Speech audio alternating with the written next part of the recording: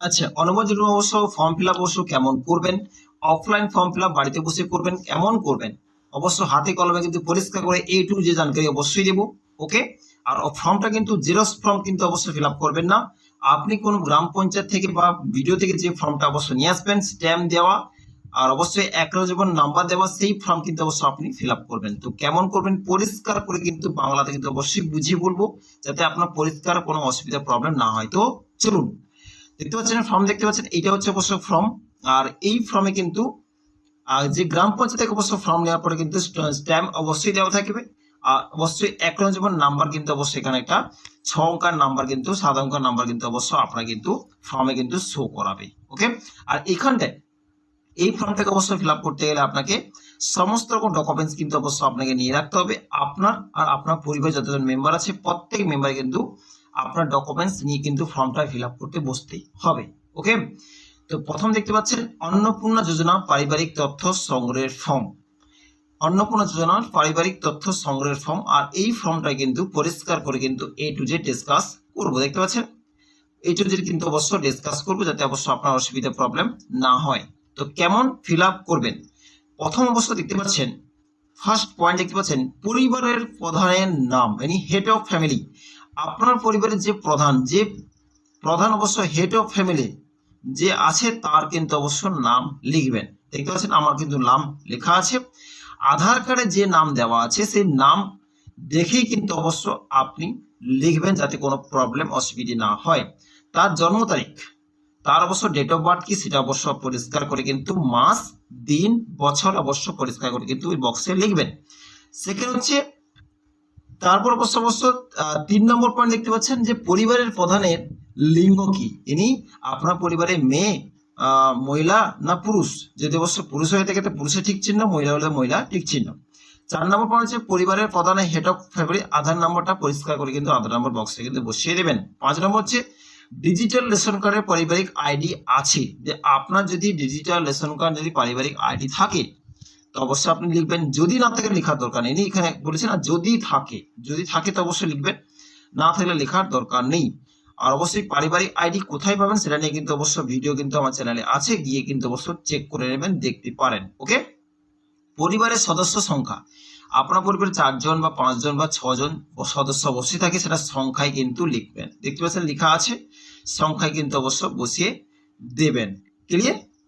তারপর হচ্ছে নেক্সট কি হচ্ছে দেখতে পাচ্ছেন ঠিকানা, ইনি আপনার যে ঠিকানা, গ্রাম, পোস্ট, থানা, পিন নম্বর, জেলা সমস্ত কিছু কিন্তু এই বক্সের মধ্যে কিন্তু ভালো করে কিন্তু লিখবেন। আর প্রত্যেক যে বছর ফর্মটা ফিল আপ করবেন ক্যাপিটাল অক্ষরে ফর্মটা ফিল আপ করবেন।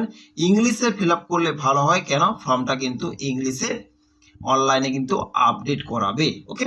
এবার যোগাযোগ নম্বর, আপনার হেড অফ ফ্যামিলির অবশ্যই একটা মোবাইল নাম্বার, যেটা অবশ্য চালু মোবাইল নাম্বার আছে, যেটার সঙ্গে আধার কার্ডের সঙ্গে কিন্তু লিঙ্ক করা আছে, সেই মোবাইল নাম্বারটা কিন্তু এখানে পরিষ্কার করে কিন্তু বসাবেন। দেখতে পাচ্ছেন বসানো হয়েছে। ওকে।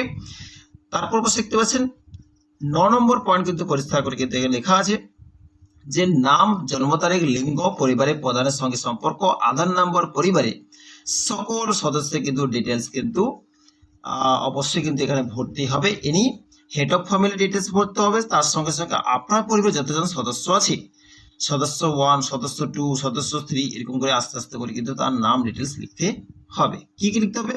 নাম, জন্ম তারিখ, লিঙ্গ, পরিবারের প্রধানের সঙ্গে সম্পর্ক সবকিছু লিখতে হবে। প্রথম কি আছে পরিবারের প্রধানের হেড অফ ফ্যামিলি, মানে পরিবারের প্রধান যে আছে তার নাম কিন্তু এখানে কিন্তু লিখে দেবেন, যেহেতু অবশ্য উপরে লেখা আছে। ওকে। যে আপনার পরিবারের প্রধান কি অন্নপূর্ণা যোজনায় আবেদন করেছে, যদি হ্যাঁ তো হ্যাঁটা ঠিক চিহ্ন দেবেন, যদি না হয় তার ঠিক চিহ্ন দেওয়ার দরকার নেই। এবার আপনার সদস্য, মানে আপনার পরে যদি 4 জন থাকে, 5 জন থাকে, 6 জন থাকে, সে সদস্যর নাম, ফার্স্ট সদস্যর নাম দেখতে পাচ্ছেন লিখবেন, তার নাম লিখবেন, তার জন্ম তারিখ লিখবেন, তার লিঙ্গ লিখবেন, তার পরিবারের প্রধানের সঙ্গে এনে সম্পর্ক কি, আধার নাম্বার লিখবেন, ইনি অপু দাসের সঙ্গে অবশ্য সম্পর্ক কি সেটা অবশ্য লিখবেন। সদস্য 2 তার অবশ্য নাম লিখবেন, জন্ম তারিখ লিখবেন, লিঙ্গ লিখবেন। তো অবশ্যই এই ব্যক্তি অবশ্য অন্য কোনো যোজনায় আবেদন করেছে কিনা, হ্যাঁ হলে হ্যাঁ, না হলে না। ওকে। এরকম করে কিন্তু 4 থেকে 5 খানা অবশ্য আপনার পরে যতজন মেম্বার থাকবে প্রত্যেক মেম্বারে অবশ্য হেড অফ ফ্যামিলি নিয়ে প্রত্যেক সদস্যের এক নম্বর সদস্যের নাম, 2 নম্বর সদস্যের নাম, 3 নম্বর সদস্যের নাম, 4 নম্বর সদস্যের নাম, সমস্ত কিছু এখানে কিন্তু ফিল আপ করতে হবে, মানে পরিবারে কোনো ব্যক্তি যেন বাদ না যায়। ওকে, দেখতে পাচ্ছেন 3 নম্বর ভরা, 2 নম্বর ভরা হয়ে গেছে। 3 নম্বর দেখতে পাচ্ছেন, 3 নম্বর রেখা দাস, অবশ্য তার অবশ্য ডেট অফ বার্থ, লিঙ্গ ফিমেল, অবশ্য পরিবারের প্রধানের সঙ্গে সম্পর্ক হচ্ছে ডটার, আধার নম্বর কিন্তু অবশ্য পরিষ্কার করে কিন্তু লেখা আছে। এটা ফর্মটা অবশ্য বোঝানোর জন্য কিন্তু এটা ফিল আপ করা হচ্ছে। অলরেডি কিন্তু এই ফর্ম কিন্তু যে আপনাদের অবশ্য ভিডিওটা বানানোর জন্য ফর্মটা ফিল আপ করা হয়েছে, যাতে অবশ্য আপনারা বুঝতে পারেন আর জানতে পারেন। তারপরে পয়েন্ট দেখতে পাচ্ছেন যে পরিবারের প্রধান এবং পরিবারের সকল প্রাপ্তবয়স্ক সদস্যের নাম ব্যাংক অ্যাকাউন্টে নগদ অর্থ স্থানান্তরিতের জন্য। ইনি পরিবারে যে প্রধান আছে, হেড অফ ফ্যামিলি আছে, তার ব্যাংকের ডিটেলস দিতে হবে। উপরন্তু পরিবার যতজন সদস্য আছে সবার ব্যাংকের ডিটেলস দিতে হবে, সেটা কিন্তু দেওয়া আছে। হেড অফ ফ্যামিলি ডিটেলস ধরা হবে, সদস্য 1 ডিটেলস, সদস্য 2 ডিটেলস, সদস্য 3 ডিটেলস, সদস্য 4 ডিটেলস। ওকে, যে আপনার সঙ্গে সঙ্গে আপনার পরিবারের প্রত্যেকের ব্যাংকের details, IFC code, account number, কোন ব্যাংকে অ্যাকাউন্ট আছে সেটা ডিটেলস কিন্তু ভরতে হবে। পরিষ্কার বোঝাতে পারলাম? তো অবশ্যই প্রত্যেক মানুষের কিন্তু ডিটেলস কিন্তু অবশ্য ভরবেন, আর যাতে অবশ্য প্রত্যেক মানুষ যদি বুঝতে পারে আর জানতে পারে। ওকে, তো অবশ্যই এটা কিন্তু অবশ্য হেড অফ ফ্যামিলি ডিটেলস, সদস্য 1 এর ডিটেলস, সদস্য 2 ডিটেলস, সদস্য 3 ডিটেলস, সদস্য 4 ডিটেলস। আপনার পরিবারে যতজন ব্যক্তি থাকবে প্রত্যেক ব্যক্তি কিন্তু 1 2 3 করে 4 করে কিন্তু ডিটেলস কিন্তু অবশ্য ফিল আপ করবেন, যাতে কিন্তু পরিষ্কার করে কিন্তু সরকার থেকে কিন্তু অবশ্যই সব বুঝতে পারে আর জানতে পারে। ওকে, আর যে সমস্ত ব্যাংকের ডিটেলস দেবেন সেটা কিন্তু ডিবিটি লিংক হওয়া কিন্তু বাধ্যতামূলক। 1 নম্বর পয়েন্ট হচ্ছে এপিক, হেড অফ ফ্যামিলি এবং সকল প্রাপ্তবয়স্ক সদস্য ভোটার তালিকার অংশ নম্বর সহ। ইনি এখানে বলছে যে হেড অফ ফ্যামিলির অবশ্য ইপিক নাম্বার, ভোটার কার্ডের নাম্বার, তার সঙ্গে সঙ্গে আপনার সদস্যদের জন্য আছে প্রত্যেক মানুষই কিন্তু ইপিক নাম্বার আর বিধানসভা ক্ষেত্রের নাম্বার কিন্তু বসাতে হবে। দেখতে পাচ্ছেন head of family epic number অবশ্য বসানো আছে, এবার তার যে বিধানসভা ক্ষেত্র বা অংশ নম্বর কিন্তু বসানো আছে। সদস্য 1 এ কিন্তু ইপিক নাম্বার বসানো আছে, বিধানসভা অংশ নম্বর বসানো আছে। সদস্য 2 ইপিক নাম্বার বসানো আছে, বিধানসভা অংশ নম্বর বসানো আছে। এবার আপনার বিধানসভা বা অংশ নম্বর পাবেন কোথায়? ওকে, আপনাকে অবশ্য ভোট দিতে যখন অবশ্য গেছিলেন তখন একটা স্লিপ কিন্তু অবশ্য দিয়েছিল। সেই স্লিপ যদি আপনার বাড়িতে থাকে তাহলে অংশ নম্বর বা আপনারা কিন্তু বিধানসভা ক্ষেত্রের নম্বর কিন্তু পেয়ে যাবেন। যদি না পান, আমার চ্যানেল কিন্তু অবশ্য ভিডিও আছে, সেখানে গিয়ে কিন্তু ভিডিও চেক করতে পারেন আর দেখতে পারেন, কোনো অসুবিধা প্রবলেম কিন্তু নাই। খুব ইজিলি কিন্তু অবশ্য আপনি আপনার এরিয়ার বিধানসভা ক্ষেত্রের নম্বর আর অংশ নম্বর বের করতে পারবেন। ওকে, নেক্সট হচ্ছে কি বিভাগ। বিভাগটা হচ্ছে কি আপনি কোন কাস্টের মানুষ, আপনি কোন জাতির মানুষ। ওকে, এখানে যে প্রযোজ্য শংসাপত্র যেমন জাতিগত, আর্থিকভাবে দুর্বল শ্রেণী শংসাপত্র এবং লেয়ার শংসাপত্র ইত্যাদি। আপনি জেনারেল কাস্ট, আপনি তপশিলি এসসি না এসটি না ওবিসি না পিভিটিসি, কোনটা সেটা অবশ্য হলে সেই বক্সে কিন্তু আপনাকে ঠিক চিহ্ন দিতে হবে। অবশ্যই ঠিক চিহ্ন দেওয়া আছে। অসংগঠিত, আর্থিকভাবে দুর্বল, এটা হচ্ছে কি জেনারেল কাস্ট, সেটা অবশ্য ঠিক চিহ্ন অবশ্য আমি অবশ্য দেওয়া আছে, দেখতে কিন্তু অবশ্যই পাচ্ছেন। যে কাস্টের অবশ্য আপনি মানুষ সেই কাজটি কিন্তু আপনি ঠিক চিহ্ন দেবেন, সেই বক্স কিন্তু অবশ্য দেওয়া আছে। তারপর কি হচ্ছে এখানে হচ্ছে রেশন কার্ড খাদ্য ভর্তুকি। নেক্সট পয়েন্ট, রেশন কার্ড খাদ্য ভর্তুকি, অবশ্যই এইটাকে রিলিজ করতে হবে। যে ফার্স্ট পয়েন্ট কি বলছে, আপনার কি ডিজিটাল রেশন কার্ড আছে, ইনি আপনার কাছে কি প্লাস্টিকের কার্ড আছে রেশন কার্ডের? যদি থেকে থাকে তো হ্যাঁ, যদি না থেকে থাকে তো নাতে অবশ্য ঠিক চিহ্ন দেবেন। যে এরকম অবশ্য প্লাস্টিকের কার্ড কিন্তু অবশ্য আপনার কাছে যদি থাকে, যদি রেশন কার্ডে, তাহলে হ্যাঁ লিখবেন, না হলে না লিখবেন। 2 নম্বর পয়েন্ট হচ্ছে যদি হ্যাঁ হয় তবে কার্ডের ধরন উল্লেখ করুন। যদি অবশ্য হ্যাঁ হয়ে থাকে তাহলে আপনার কোন কার্ড, এওয়াই কার্ড না এসপিএইচএইচ কার্ড না আরকেএসওয়াই1 আরকেএসওয়াই2 কার্ড না পিএইচএইচ কার্ড না ভর্তুকিহীন কার্ড, কোন কার্ড আপনার কাছে আছে সে কার্ডের নাম অবশ্যই আপনি জানেন, তো অবশ্যই এসপিএইচএইচ কিন্তু ঠিক চিহ্ন দেওয়া আছে। 3 নম্বর হচ্ছে পরিবারটি রেশন কার্ডের দোকান থেকে মাসিক রেশন তোলে, হ্যাঁ হ্যাঁ হলে হ্যাঁ, না হলে না। তারপর সম্পদ কি বলছে, নেক্সট পয়েন্ট কি হচ্ছে যে বাড়ির নেক্সট পয়েন্ট হচ্ছে কি 1 নম্বর পয়েন্ট দেখতে পাচ্ছেন এখানে পরিষ্কার লেখা আছে যে বাড়ির ধরন, আপনার বাড়িতে কি 3 বা তার বেশি পাকা ঘর রয়েছে, মানে আপনার বাড়িতে কি 3টের বেশি কি রুম রয়েছে, পাকা রুম আছে? যদি হ্যাঁ থাকে হ্যাঁ, না হলে না। পারিবারিক জমি মালিকানা কি আপনি, যদি আপনি হয়ে থাকেন তো হ্যাঁ, না হলে থেকে না। যদি হ্যাঁ হয়ে থাকেন, রেজিস্ট্রেশন নথি, মিউটেশন কপি, আরও এই সমস্ত ডিটেলস কিন্তু অবশ্য আপনাকে অ্যাটাচ করে আপনাকে কিন্তু দিতে হবে। আর যদি অবশ্য না হয়ে থাকে তাহলে নাতে কিন্তু আপনি ঠিক চিহ্ন দেবেন। ওকে, তো অবশ্যই কিন্তু এই ডিটেলস কিন্তু ফিল আপ করবেন। নেক্সট পয়েন্ট কিন্তু অবশ্যই চলে আসবেন, দেখতে পাচ্ছেন পরিবারের সকল সদস্যদের মোট জমির পরিমাণ কত, সেটা শতকে কিন্তু লিখতে হবে। এখানে দেখতে পাচ্ছেন, এটা কিন্তু বুঝবেন যে অনেক ব্যক্তি কিন্তু 1 বিঘা আছে, কার 2 বিঘা আছে, কার কিন্তু 10 কাঠা আছে, কার 2 কাঠা, কার 5 কাঠা আছে। এটাকে শতকে বের করতে হবে। শতকে বের করতে হলে কি করতে হবে, যদি আপনাদেরও 10 কাঠা আছে, ওকে, আপনার 10 কাঠা আছে, এটা শতকে বের করতে হবে। শতকে বের করতে হলে আপনাকে গুগলে আসবেন, গুগলে এসে অবশ্যই লিখবেন যে 10 কাঠা টু শতক। অবশ্যই দেখতে পাচ্ছেন স্ক্রিনে কিন্তু অবশ্যই শো করাচ্ছে। এরকম লিখবেন, দেখো আপনার কিন্তু শো করে দেবে যে কত কাঠাতে কত শতক হয়, আপনার শো করে দেবে। সেরকম কিন্তু যে 5 কাঠা হলেও কিন্তু অবশ্যই আপনি লিখবেন, শো করে দেবে। 1 বিঘা হতে কত শতক হয় লিখবেন, শো করাবে। সেখান থেকে কিন্তু জেনে অবশ্যই কিন্তু আপনি এখানটায় বসিয়ে দেবেন। যে কোনো অবশ্য আমার 10 কাঠা জায়গা আছে, সে শতকে কনভার্ট করার পরে কিন্তু 20 শতক হয়েছে, ইনি প্রত্যেক কাঠাতে হচ্ছে 2 শতক করে হয়, তো অবশ্যই 20 শতক কিন্তু অবশ্য বসানো আছে। ওকে, তো নেক্সট দেখতে পাচ্ছেন কি আছে, যে যানবাহন, আপনি বা পরিবারের কোনো সদস্য কি অবাণিজ্যিক মোটর চালিত 4 চাকার গাড়ি আছে, মানে আপনার বাড়িতে কোনো 4 চাকার গাড়ি আছে, গাড়ি, জিপ, ট্রাক্টর, এগুলো কি আপনার বাড়িতে আছে? যদি থাকে তো হ্যাঁ, না থেকে থাকলে অবশ্য না, এটা ঠিক চিহ্ন দেবেন। যদি থাকে তাহলে কিন্তু তার রেজিস্ট্রেশন নাম্বার কিন্তু অবশ্যই, তবে গাড়ির অবশ্য তবে হয় গাড়ির সংখ্যা উল্লেখ করতে হবে। তারপর হচ্ছে পরিবার ভিত্তিক সদস্যদের স্বাস্থ্য বীমা, এই আপনার বাড়িতে স্বাস্থ্য বীমা কি অবশ্য ছিল, এই স্বাস্থ্য সাথী কার্ড কি অবশ্য আপনার বাড়িতে অবশ্য আছে? যদি থেকে থাকে তো হ্যাঁ, না থেকে থাকলে না, থেকে থাকে তো অবশ্যই হ্যাঁ লিখবেন। হেড অফ ফ্যামিলি থাকলে হ্যাঁ, সরকারি না বেসরকারি? সরকারি। সদস্য 1 সরকারি, সদস্য 2 সরকারি। অবশ্যই আপনার স্বাস্থ্যসাথী অবশ্য কার্ড থেকে থাকলে সবই সরকারি। তো তাতে অবশ্য অ্যাটাচমেন্ট থাকলে কতজন অবশ্য স্বাস্থ্যসাথী কার্ডের অবশ্য নাম ছিল, সদস্য 1, সদস্য 2, সদস্য 3, সদস্য 4 থাকলে অবশ্য সবগুলো কিন্তু আপনি টিক চিহ্ন দেবেন। যেহেতু অবশ্য স্বাস্থ্যসাথী কার্ড মানে সরকারি কার্ড, কোনো বেসরকারি তো কার্ড ছিল না, তো অবশ্যই সবই সরকারিতে টিক চিহ্ন দেবেন। তারপর হচ্ছে আয় আর পেশা, কোন সদস্য কি আয়কর, পেশাগত কর প্রদান করেন, ইনি আপনার বাড়িতে বা আপনি কি ট্যাক্স দেন, ট্যাক্স কি অবশ্য দিচ্ছেন সরকারিভাবে? যদি হ্যাঁ হয়ে থাকে হ্যাঁ, না হয়ে থাকলে নাতে অবশ্য ঠিক চিহ্ন দেওয়া আছে।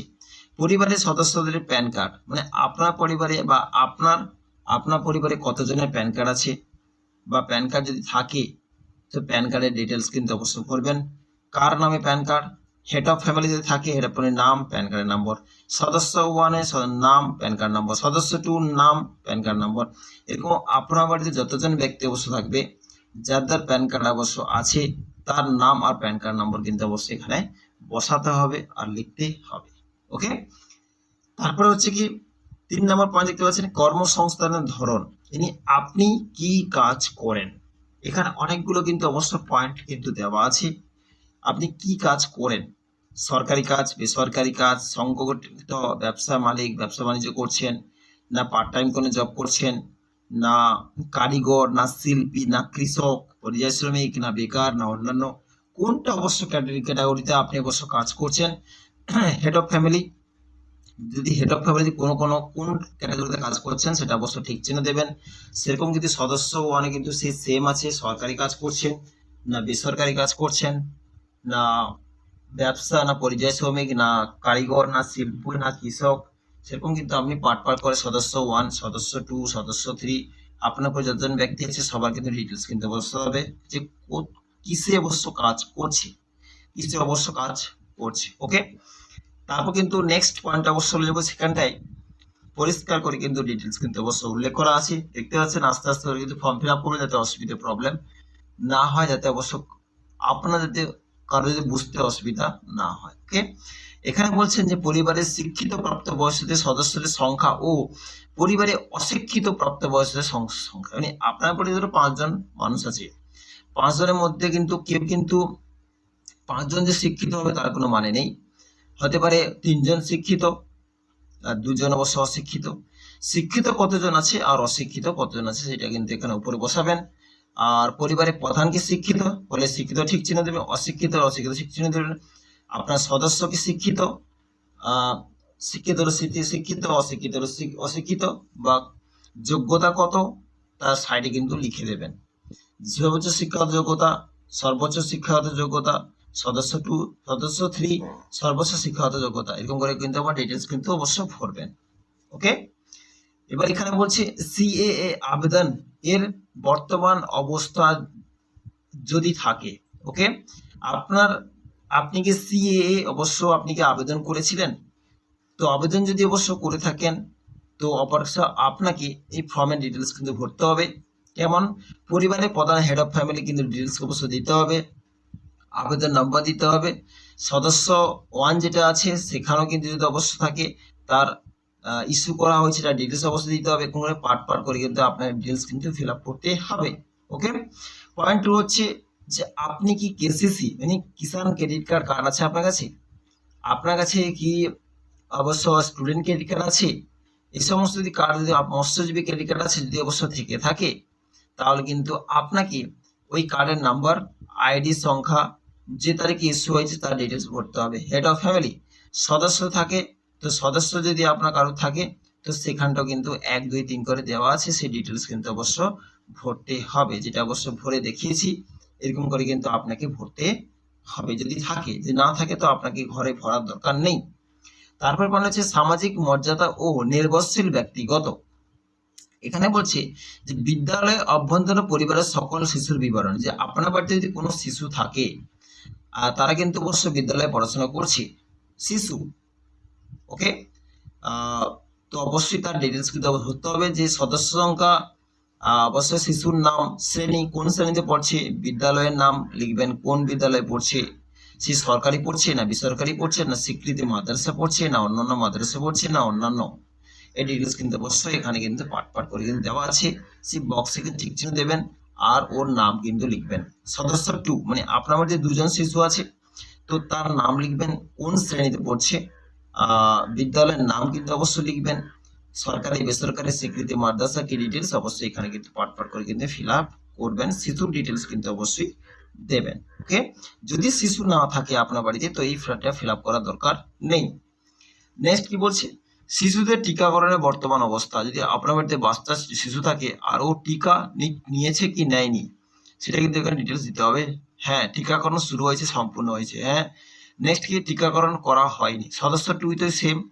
হ্যাঁ, টিকাকরণ শুরু হয়েছে, শুধু সম্পূর্ণ হয়েছে, টিকাকরণ শুরু করা হয়নি, এরকম করে কিন্তু পাট করে কিন্তু বসাবে। তারপরে কি বলছে, সরকারি প্রকল্পে আওতার সুবিধা, আপনি কি কোনো সরকারি প্রকল্পের সুবিধা ডিবিডি এর মাধ্যমে পাচ্ছেন? মানে আপনি সরকারি কোনো প্রকল্পের সুবিধা কিন্তু ডিবিডির মাধ্যমে কিন্তু ব্যাংক অ্যাকাউন্টে পাচ্ছেন, যদি পেয়ে থাকেন, যেরকম পিএম কিষাণ, কৃষক বন্ধু, এগুলো সব ডিবিডির মাধ্যমে কিন্তু পয়সা কিন্তু আপনার কাছে অবশ্য এলেও আসতে পারে বা এসছে বা আসে। তো অবশ্যই কিন্তু যদি হ্যাঁ হয়ে থাকে পরিবারের প্রধান যদি অবশ্য আপনি পেয়ে থাকেন পিএম কিষাণ, কৃষক বন্ধু, লক্ষ্মীর ভান্ডার, তো অবশ্যই আপনাকে এখানে হ্যাঁতে কিন্তু ঠিক চিহ্ন কিন্তু আপনাকে দিতে হবে।